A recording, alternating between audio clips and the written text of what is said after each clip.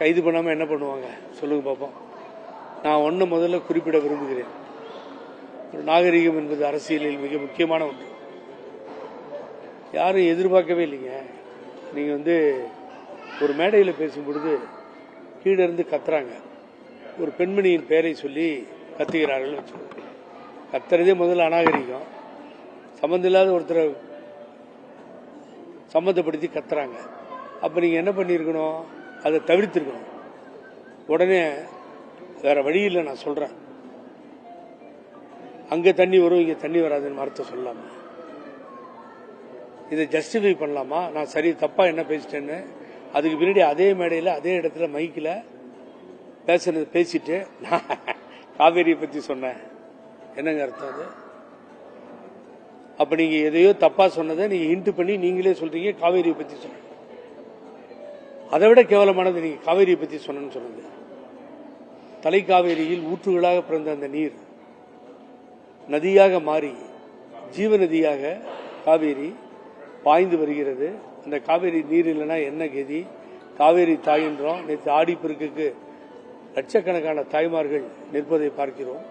அந்த தாய்மார்களையும் அசிங்கப்படுத்தி காவேரி தாயையும் அசிங்கப்படுத்தி ஒரு கேவலமாக பேசுவது என்பது தமிழுக்கு பண்பாடு அல்ல, அது நாகரீகம் அல்ல. தமிழர்கள் தஞ்சை மண்டல விவசாயிகள் என்று சொல்வதெல்லாம் பெயரளவிலே ஏமாற்றுகின்ற வேலை. ஆகவே இதை அவர் நேற்று செஞ்சிட்டார். இவன் வேதனைக்குரிய விஷயமாக இதனை நான் பார்க்கிறேன். நல்லா இல்லை. அதாவது அவருடைய பேச்சுக்கள் அன்பார்லிமெண்ட் வேர்டு மாத்திரம் ஃபில்த்தி லாங்குவேஜ் இருந்தது. எனக்கு நினைச்ச மாதிரி ஒரு முதலமைச்சரை பேசுறதுன்னா இதுவரைக்கும் இப்படிலாம் எந்த முதலமைச்சரையாவது பேசியிருக்கீங்களா நீங்க?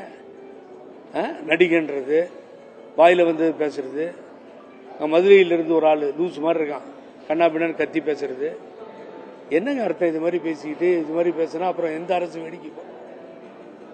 அரசு சட்டத்தை உங்கள் கைகளிலே கட்டி போட முடியாது. சட்டம் அது கடமையை செய்யும். ஆகவே தான் இப்படி பேசியதற்காக கைது செய்யப்பட்டிருக்கிறார். நான் இன்னொன்னு சொல்றேன். அவர் பழனிசாமி, எடப்பாடி பழனிசாமி, அவர் ஒரு பெரிய பேச்சாற்றல் மிக்க அறிவாய்ந்தவர். அவர் பேசும்போது என்ன பண்ணாரு? பாலிடாயில் குறிச்சப்பே நீ போயிருக்கணும் அப்படின்னு சொன்னார். முதல்ல கண்டனம் தெரிவித்தது புகழேந்தி. நான் ஓப்பனா சொல்றேன். முதலில் கண்டனம் தெரிவித்தது புகழேந்தி. சட்டப்பூர்வமான நடவடிக்கை எடுக்க ஏற்பாடுகளை செய்தது. இப்படி கேவலமா ஒரு ஆப்போசிஷன் லீடரை பழனிசாமி பேசலாமான்னு கேட்டு கண்டனம் தெரிவித்தேன்.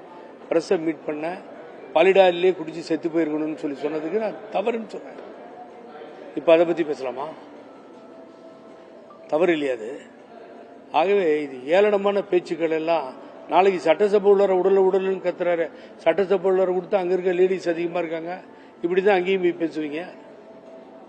ஆகவே நீங்க சட்டப்படி கைது செய்தது சரியான நடவடிக்கை. கீழ்த்தரமான வார்த்தைகளை பயன்படுத்துவதை நீங்க மறந்துடணும். மக்களால் தேர்ந்தெடுக்கப்பட்ட முதலமைச்சர் என்பதை மனதிலே கொள்ள வேண்டும். ஆகவே அந்த மரியாதை வேணும். கீழ்த்தரமா பேசுறத தொழிலா வச்சுக்கிட்டு இருந்தீங்கன்னா அப்புறம் வேற வழி இல்ல, அரெஸ்ட் பண்ணி கொண்டு போயிட்டு இருக்காங்க. அதெல்லாம் இனிமேல் தப்பிக்கிறதுக்கு அப்படித்தானே சொல்லணும். என்னுடைய குரலே இல்லைன்னு சொல்லலாம். அவருக்கு அனுபவம் இல்லை, அன்று குரலே இல்லை அப்படின்னு கூட சொல்லி சில பேர் தப்பிச்சுக்கிறவங்க. ஆனா அப்படி சொல்லாம வெட்டி ஒட்டிட்டாங்க, கட்டிட்டாங்கன்னா எல்லா டிவிலையும் போகுது. கிளிக் அப்படின்னு ஒரு சவுண்ட் வருது. அவருடைய பேச்சு அந்த வரும்பொழுது கிளிக் அப்படின்னு ஒரு சவுண்ட் வருது.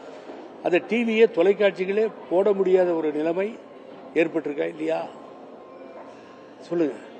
தொடர்ந்து திமுகவினர் இந்த மாதிரி இரட்டை அர்த்த வசனங்கள், பெண்களை தலைக்குறைவாக தொடர்ந்து நடைபெற்று வருகிறது. நான் தாவேகாவினுடைய பேச்சாளர் ஒரு கட்டுப்பாட்டில் இருக்கேன்.